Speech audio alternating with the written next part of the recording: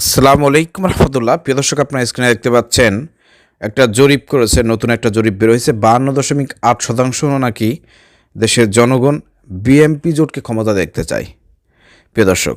আর 47% লোক নাকি তারেক রহমানকে প্রধানমন্ত্রী হিসেবে দেখতে চায়। এই একটা জরিপ বেরোয়েছে। তো এই জরিপগুলো আমরা বিশ্বাস করি না, কারণ এগুলো কোনো ভ্যালিডিটি আছে কি না এটা আপনারা কমেন্ট করবেন, ঠিক আছে?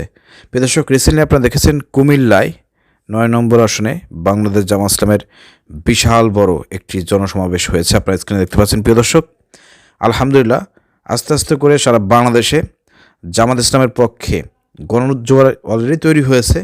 আমরা জামাতের আমিরের যে সমাবেশগুলো হচ্ছে সেগুলোতে জনগণের উপস্থিতি প্রমাণ করতেছে ইনশাল্লাহ আগামী বাংলাদেশে জামাত যে জোট রয়েছে, 11 দলীয় যে ঐক্যবদ্ধ বাংলাদেশ যে জোট রয়েছে, ইনশাল্লাহ সরকার গঠন করবে।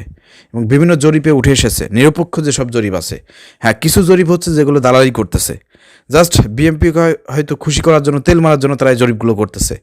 এই জরিপ সম্পর্কে সবাই অবগত আছে, ঠিক আছে? প্রথম আলো জরিপ করছিল না, ডাকসু নিয়ে জরিপ করছিল না, তার উল্টোটা ঘটেছে। তো এরকমের বিভিন্ন সময় ওই যে আপনার বিএনপিকে খুশি করার জন্য, আনুকূল্য পাওয়ার জন্য, তেল মারার জন্য কিন্তু অনেক জরিপ বের হচ্ছে। এসব জরিপে কান দেওয়ার কোনো দরকার নাই। আপনি আপনার নিজের এলাকার খোঁজ নিয়ে দেখেন অবস্থাটা কী।